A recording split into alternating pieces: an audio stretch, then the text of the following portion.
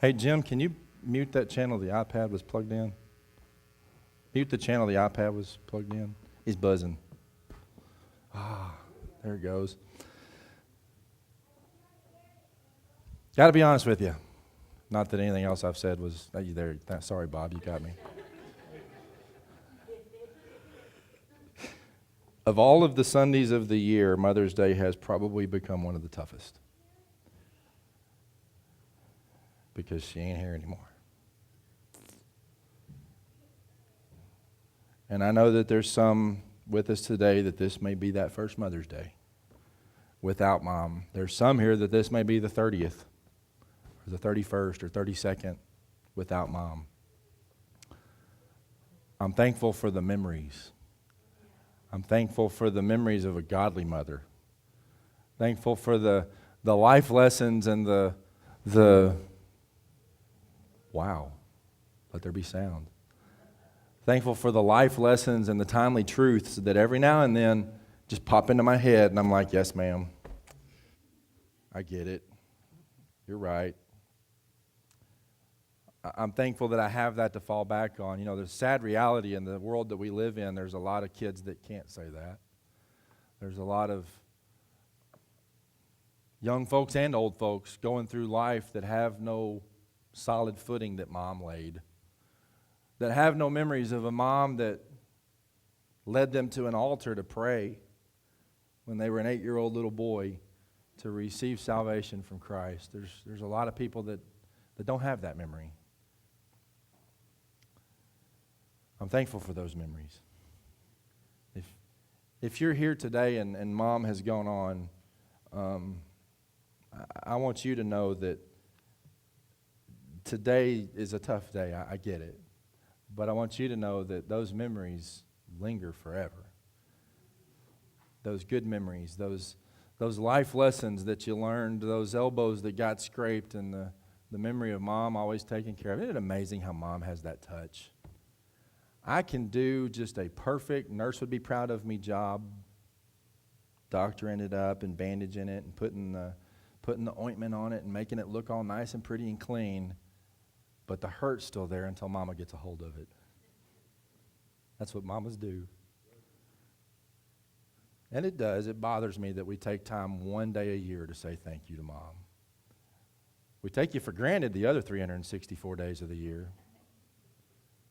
But thank you, moms. There's a lot of you that are stepping in and be a mom, and you don't have to. There's a lot of you that have been forced to step in and be mom, and that's tough. And thank you for that.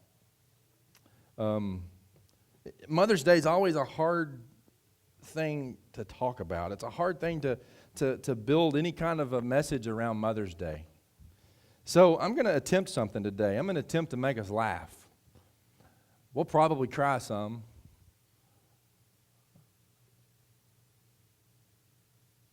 But it is interesting to me, or it is to me, it may be to you, how the one person that we should, I just think next to Jesus, there's this special place for moms.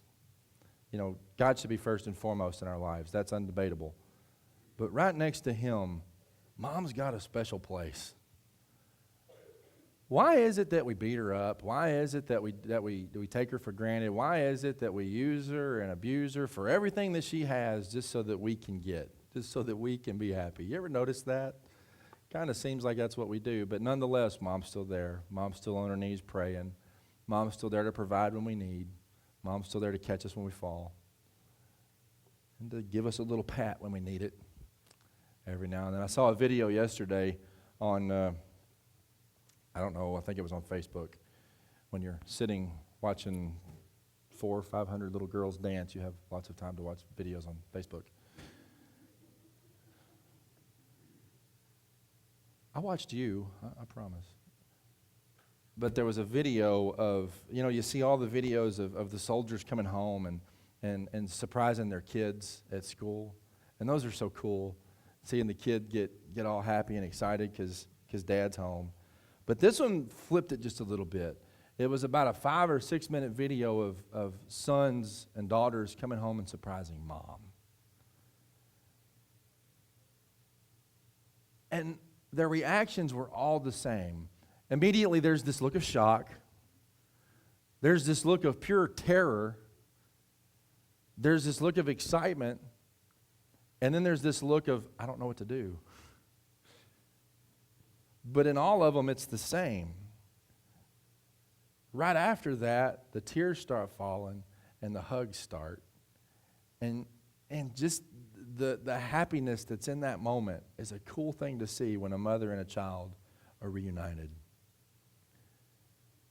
And you can see the look on almost every mom's face there of a relief that the terror they've lived for the last 4 months, 6 months, 8 months, a year, however long it's been, they can relax because they're home, they're out of harm's way. And I saw something in that video, and every single one of them was a mom that went on with life because she had to. She had the rest of the family and rest of obligations that she had to tend to. But in that moment of realizing that they were home and they were safe, everything was good. And the relief of not having to worry anymore, the relief of knowing that the prayers have been answered, the relief of knowing that they're home safe. You could just see it on their face. And I miss that look. I do. I miss seeing that. But there's something about mom. Dad's like, hey, son, welcome home. Glad you made it. See anything cool while you were gone? You have to tell me about it later. I got to go mow the yard. That's Dad. Hey, better yet, you're home. Why don't you go mow the yard? But to see a mom and a child reunited is just special. And there's a lady in the Bible that is probably the last person that you would expect to be an unsung hero of moms. But she is, and I want to share her with you today. But in reading the story of this woman, I can't help but think of, and some of it's created by us because we do take moms for granted. Moms, do you live under any pressure? I don't think anybody's awake today. Do y'all live under any stress during the day? Does anything you plan to get done ever get done during the day? Does everything you plan to get done during the day? No. It's always somebody else that's begging your attention here or begging your attention there or drawing you to do this or drawing you to do that, right? When was the last time you did something for yourself? It got quiet all of a sudden because you have to think about it. It's been a while. You deal with pressure just because you wear that title mom. And this mom handled it very well, and I want to read her story to you. It's found in Matthew chapter 15.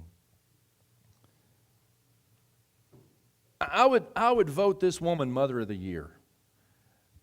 Not the woman you would have expected to be Mother of the Year. Not the woman you would have expected to even care about. But her story says a lot to us, not just to you as moms, but to us as people. Well, we're talking about evangelism this month. Her story says a lot about evangelism and what we're supposed to do being the mother to those that need to know the church, if we wanted to look at it that way. It's in Matthew chapter 15, starting in verse 21 through 28. I think it's going to be on the screen for you too. Leaving that place, Jesus withdrew to the region of Tyre and Sidon. A Canaanite woman from the vicinity came to him, crying out, "Lord, Son of David, have mercy on me. My daughter is suffering terribly from demon possession." Jesus did not answer a word. So his disciples came to him and urged her, "Send her away, for she keeps crying out to us." He answered, "I was sent only to the lost sheep of Israel." The woman came and knelt before him. "Help me, Lord," she said. He replied, "It's not right to take the children's bread and toss it to their dogs." "Yes, Lord," she said, "but even the dogs eat the crumbs that fall from the master's table." Then Jesus answered the woman, said, "Woman, you have great faith. Your request is granted," and her daughter was healed from that very hour. I think it'd be safe to say this woman was dealing with some pressure. She had a daughter that was demon-possessed. Have you ever worried about your kids? You ever feared for what they're doing, feared for where they're at in life, and just begged and pleaded to God, "Would you please just listen to me?" Yeah. Dads, you've done it too. You can admit it. We'll talk about you in June. But you've done it. You do it a lot. This woman loved her child. I think that's pretty obvious. But we can see the pressures that she had to deal with. And I said I'm going to try to make us laugh this morning. I want to share with you some funny stuff. Maybe it's not funny. Some of it may hit hard. But moms today, in our day in society, now this woman, you could look back and say they lived a relatively simple life during her day and time. They didn't have TVs. They didn't have to iron clothes. They didn't have to tie shoes. Wouldn't that be cool? Seems like in the Bible, the only thing you had to cook was bread. Maybe catch a fish every now and then, but that was Dad's job. What else didn't you have to do? Oh, you didn't have to keep up with everybody on Facebook. You didn't have to take the kids to this lesson or that lesson or this soccer game. Wouldn't that have been a funny sight, seeing them play soccer? Would the ball have been made out of stone? I don't know. Weird. But they still had to deal with stuff. You have to deal with stuff. Let me tell you some of the pressures that you have to deal with today in our success-driven society. You somehow have to figure out how to do this. You have to figure out how to have a successful career. Keep in mind all the while you're being mom, you have to keep the house spotless while you're doing that successful career. You have to raise absolutely perfect children in the eyes of society. How many of you have succeeded at that? You've succeeded in raising perfect children, John? We'll talk later. You have to be a great cook. Now, that doesn't mean you have to be great at selecting where you go buy dinner. You have to look like a model, and you have to be a charming hostess and a conversationalist. You have to fill all those squares. There's no pressure in that, is there? You can do it. There's a poem that was written from a husband's perspective, from the man's perspective. You know, the man, he's the one that goes to work and is the breadwinner, right? He's the one that goes and makes all the money and makes it easy for mom to stay home. Here's his perspective. She cooked the breakfast first of all, washed the cups and the plates, dressed the children and made sure stockings all were mates. She combed their hair and made their beds and sent them out to play, gathered up their motley toys and put some books away, dusted chairs and mopped the stairs and ironed an hour or two, baked a jar of cookies and a pie, then made a pot of stew. The phone rang constantly. The doorbell did the same. A youngster fell and stubbed his toe, and then the laundry came. I want you to try not to do that in your ear, too. She picked up blocks and mended socks, then she polished up the stove. And when her husband came home at 6, he said, "I envy you. It must be nice to sit at home without a thing to do."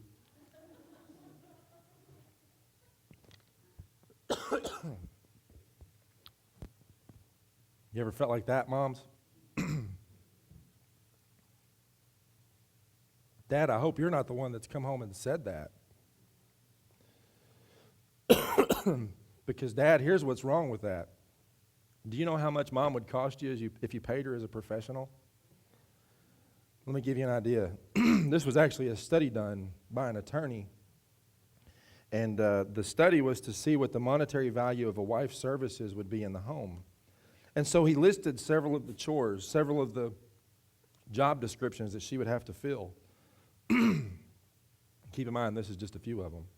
She'd have to be a chauffeur, have to be a gardener, have to be a family counselor, have to be a maintenance worker, a cleaning woman, a housekeeper, a cook, an errand runner, a bookkeeper, an interior decorator, a caterer, a dietitian, a secretary, a hostess, and then it says ... You know what that means? There's a whole lot more. And here's what he come up with. Using this list of a housewife's work in today's marketplace, he came up with a figure that it would cost you $51,220 a year to pay her. And the moms cheered. All right, Dad, write the check and put it on your payroll. We take you for granted, though, and we expect you to do all this. And you know what the funny thing about a mom is? You do it. I don't know how you do it. You're my hero. Thanks, Roosevelt. You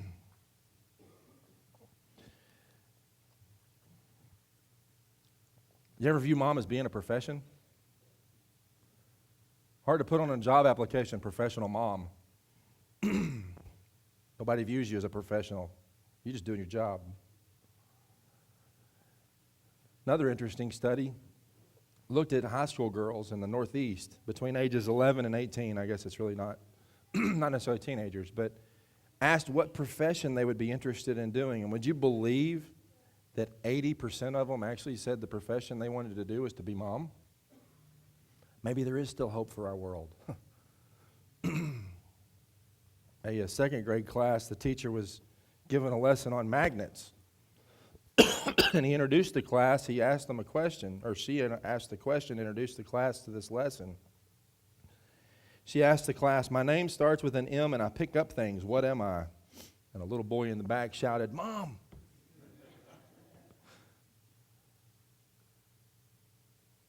You do things so graciously and you never even think about it. I like this guy that was really trying to be the romantic and couldn't figure out what to get his wife for Mother's Day, so he gave her the following poem. He wrote this lament for her. It's an acrostic. It's mother. And here's what the mother stands for. M is for the mink coat you want, dear.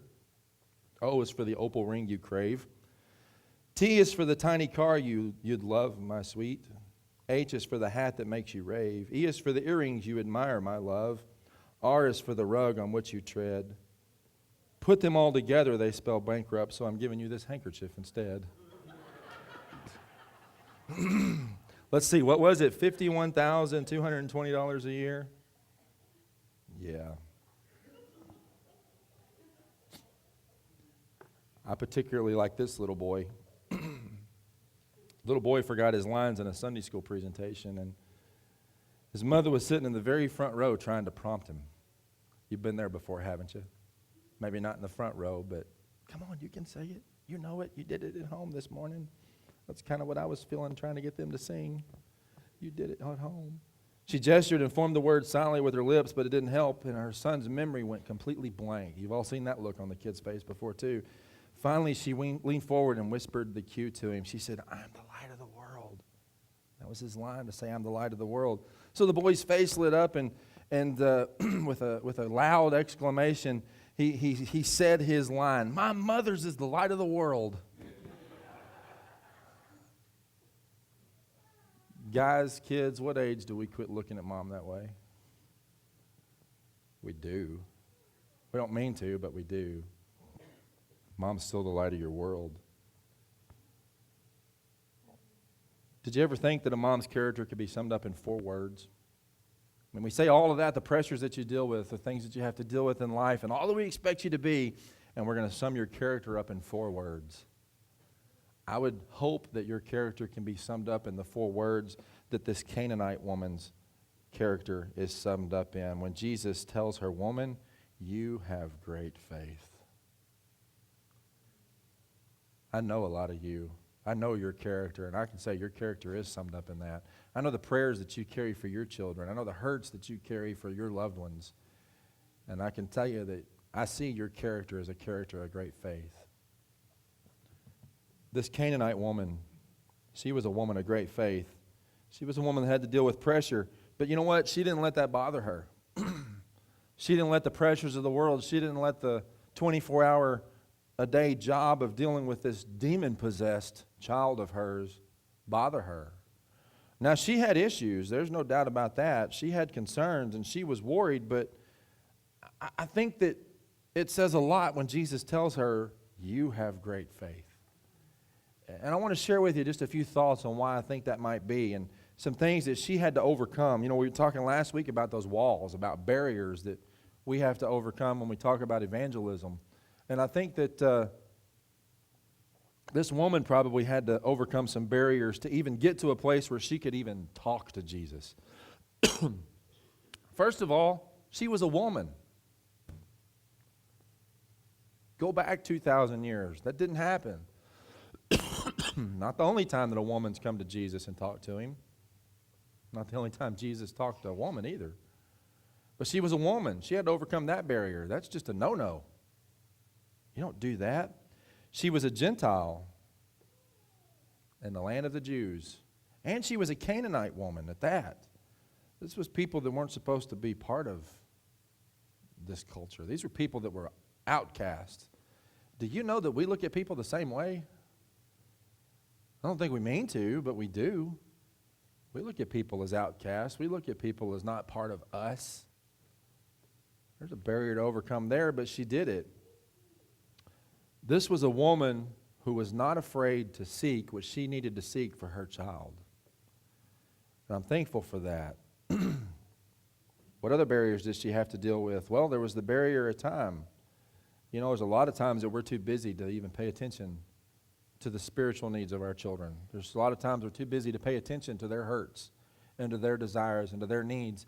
And unfortunately, it sneaks up on us one day and it just slaps us right in the face and we go, how did that happen? How did they do this? How did they do that? How did I let them become this? Or how did I let them become that? And it's because we let that barrier of time get in our way. She didn't bother with that. She had been dealing with this child who had a demon possession. We don't know how long. But she didn't let the time that she was dealing with her, it had obviously got to a point where it was bad, but she didn't let that bother her. Maybe you could say this was her last-ditch effort to take care of her child, but she did. She had to deal with the barrier of culture. It's easy for us to say, it's easy, and I hear it all the time at work. I hear it all the time and talking to youth and to even friends that are my age. We live in a culture that Jesus is just not popular.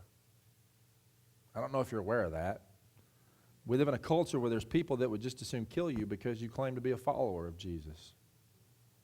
I don't know if you're aware of that. This woman lived in a culture that she rightly could have been put to death for her action of even trying to get to Jesus that day. But her love for her child was way stronger than the fear of death. She had to swallow some pride to talk to Jesus. What were people going to say about her? Look at what the disciples even said about her. What were people going to say about her for trying to get this man that some claim is a heretic, that some claim is a blasphemer, to even take care of your child? She had to swallow a pride issue. You ever had to swallow a pride issue to be there for a child? You ever had to swallow a pride issue to pick them up and, can't believe you did this? Do you know what this is going to look like? You're laughing. She didn't worry about the pride. Here's another one that we deal with today that's kind of troubling. The science issue. We don't see it, it doesn't exist. We don't see God, so he must not exist. There's that argument today. She didn't see that Jesus was actually going to do a miracle, but she had faith that he would. How many would tell her, woman, he's not going to pay any attention to you? Because in his mind, you don't exist. Have you ever felt like that? She had to overcome some barriers. What was it that drove her to do it? I think there's probably a few things that drove her to do that. One was desperation. Sure, you could say this was the last-ditch effort. What's the saying? When everything else fails and we don't have anything else to do, pray. When you don't have anywhere else to go, turn to Jesus. Unfortunately, that's a reality of the way our society looks at things. That's the reality of the way a lot of Christians look at things. Well, I've tried everything else. I might as well try Jesus.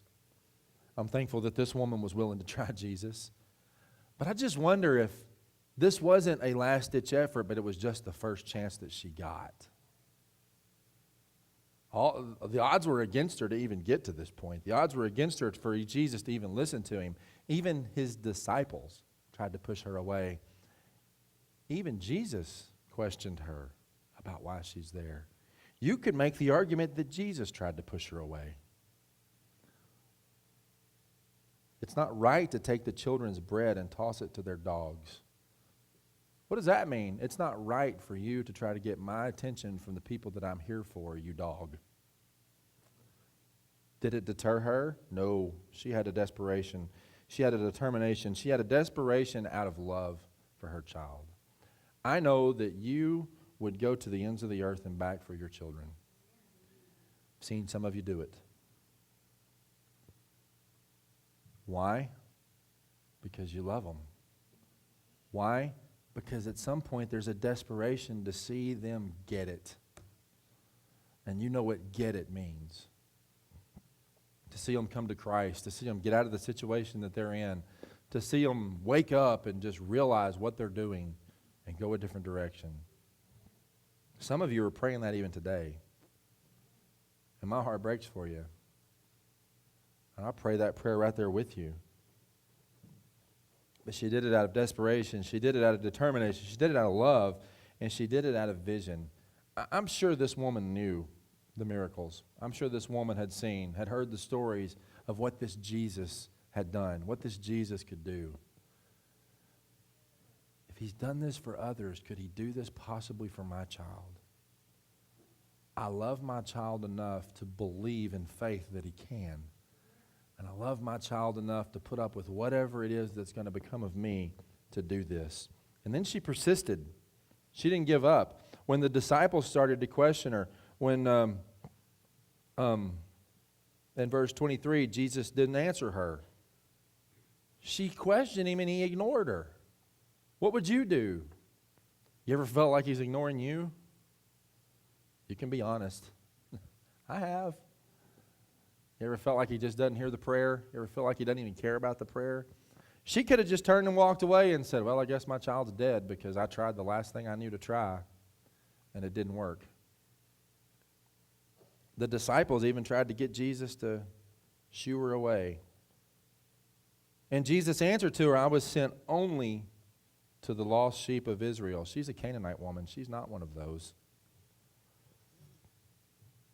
If she would have taken him at his word right there, what would she have done? She'd have turned and walked off and said, I tried. Sorry, child, you're destined to this possession. You're going to die. But no, she did like so many of you do. She didn't give up. She kept right on going. She kept on when lots of others would have quit. She kept on when it got tough. She kept on when she needed to be mom. Some of you would like to quit now. I'm just going to encourage you, keep on. Don't give up. Don't give up on that child. Don't give up on that husband. Don't give up on that loved one. Don't give up on that brother, that sister. Don't give up on that neighbor. Don't give up, because you know what happens when moms start to give up? Everybody else starts to give up. When everybody else starts to give up, all hope is lost. So I'm just adding the pressure to you, moms. Don't give up. I think that the prayers of mom, when they start being prayed, I think they even supersede dad's prayers. I think they even supersede the preacher's prayers. I think God goes, oh, hey, there's a mom that's paying attention to somebody. I better listen. You have a special place. This mom didn't give up. When she could have, when she rightfully should have, she didn't give up. Woman came and knelt before him and said, Lord, help me. She was desperate.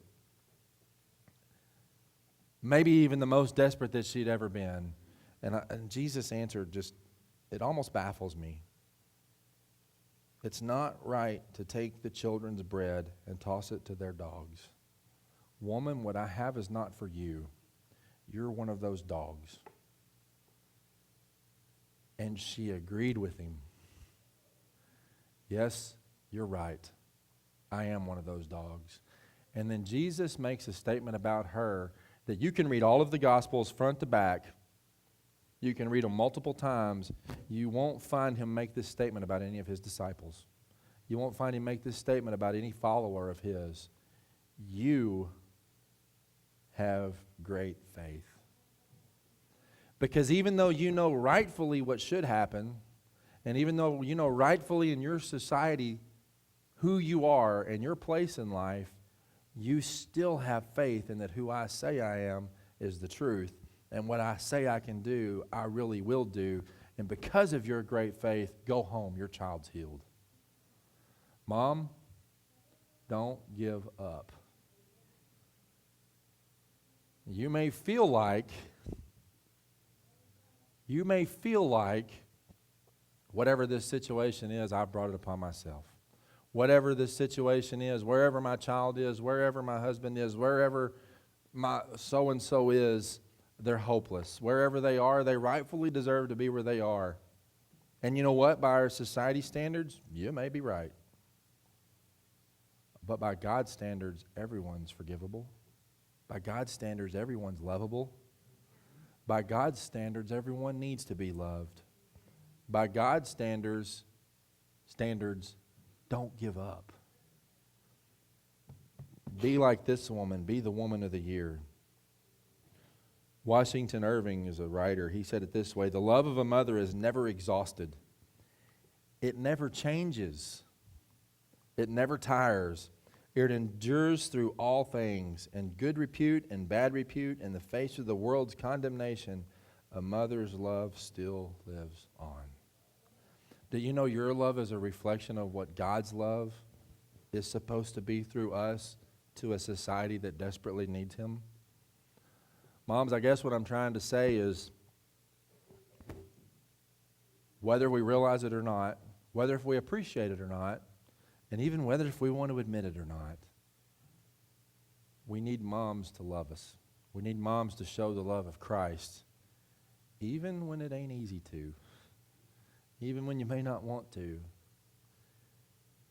Because a mom's love goes somewhere that everybody else's love just can't go. It's precious. It's special. A mom's love never fails. Would you remember that?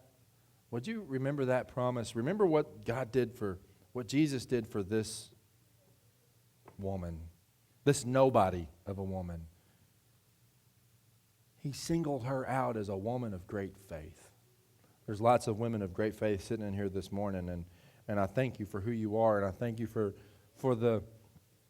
there's some of you that I know are tremendous prayer warriors. There's some of you I know that have hearts that are broken for kids that aren't just yours, but for people that you know in the church and people that are your neighbors. You carry a tremendous burden that you probably aren't even warranted carrying, but you do it because you got that mom love. And I thank you for it. God thanks you for it. And I'll tell you, this world needs more of it. I'm going to ask all our moms to stand up this morning.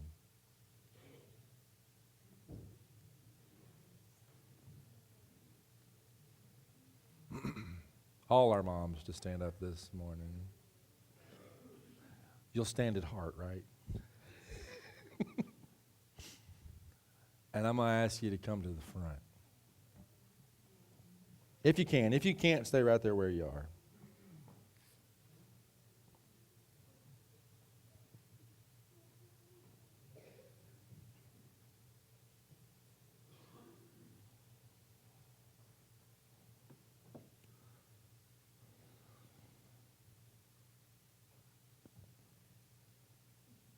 All right, guys and kiddos. If your mom's up here, come up here and stand with them.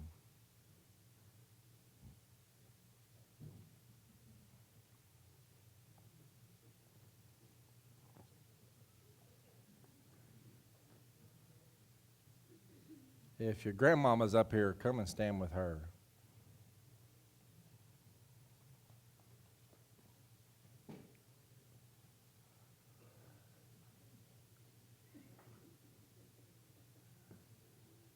If you see a mama that don't have someone to put their arm around her, come stand by her. That's the rest of us. We got a job to do.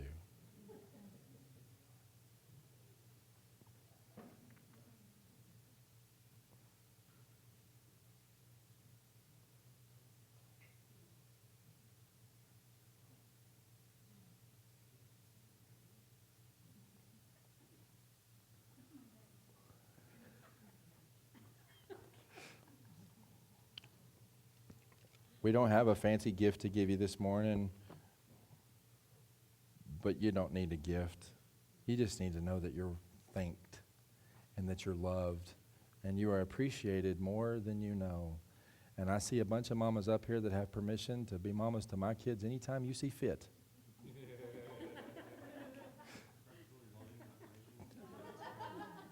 In any way you see fit.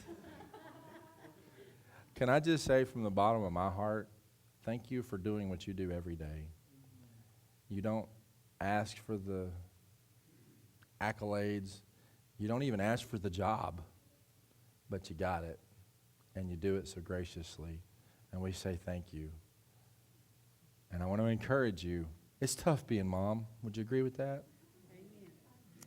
It's tough being mom, not just to your kids, but it's tough being mom in the society that we live in. It's not popular. Matter of fact, there's a lot of women that would rather not be. Don't give up. Don't ever give up. And don't quit being mom, because we need you. We need to see that love that only a mom can give, and it needs to be contagious, because it's God's love that shows through you. I'm going to pray for you. I'm going to pray that some of you are carrying pretty big burdens for kids, and I know that. Some of you are carrying pretty big burdens for other loved ones. I'm going to pray for those burdens. Some of you are sitting here just as happy as you can possibly be, and I'm going to pray that that happiness continues. I'm going to pray that the blessings in your life continue to grow. Some of you are standing up here wondering, why is he calling me out? I've just done what I was supposed to do. I've just been mom. And I'm going to say thank you again for that, and pray that God would bless you for it. And I'm going to apologize that we only say thank you one day a year. We should do it every day. Thank you. Can we pray this morning? Everybody else stand with us. Father, I thank you for these ladies that are standing here. I thank you for the ladies that aren't with us today. I thank you for moms all over the world today that we're taking the time to say thank you today. The reality is, if it weren't for Mom, none of us would be here. We should just thank her for that. Lord, I thank you for the love that you put in Mom's heart. There's something that changes when they put on that title, Mom. There's a way of looking at life that just changes, and it's not about them anymore. It's about those that they can care for. It's about those that they can love, and that's tiring. That's depressing sometimes. That's tough on the body and tough on the mind, and they may age a little quicker than they want to and don't get to take care of themselves like they want to, but they still love like Mom does, and we thank you for that. Those that are standing here today that Mom's gone on, I thank you for the memories. I thank you for the little pep talks that you still get every now and then, even though it's in your head. I thank you for the ones that set us in the right direction. Thank you for their belief in you and their strength and their guidance. And Lord, I just pray a special blessing on each of these ladies today. I pray that their day would be blessed. I pray that their day would be relaxing. I pray that their day today would be a day that they can just kick back and celebrate who they are, and that the rest of us can maybe even aid in that relaxation and aid in that pampering, and just focus on them and let them know that we love them and we appreciate them and we thank them for everything they do. And Father, most of all, I thank you for your promises. I thank you for the promises that you give us. I thank you for the reality of the fact that if we're faithful to you, you won't give up on us. And I thank you for the reality of this woman that we talked about this morning, that even when the odds were stacked against her, she still had faith in who your son was and still believed that he would do the things that he said he could do. Father, would you give us that faith today? Would you allow it to show through our moms? Would you allow it to filter down through us? And would you allow it to get out to a world that desperately needs to hear it? That you're still God, that you're still in control, and you're still guiding, you're still directing, you're still loving, and you're still in the forgiving business, and you're still in the sending people to be with you for eternity business. And we thank you for that. And Father, again, we just say thank you for these moms. We say thank you for the blessings of who they are, and I just pray a blessing for them today. And it's in your son's name I pray this morning. Amen. You have a job to hug your mom's neck and another mom and tell them you love them. And I hope you have a blessed afternoon.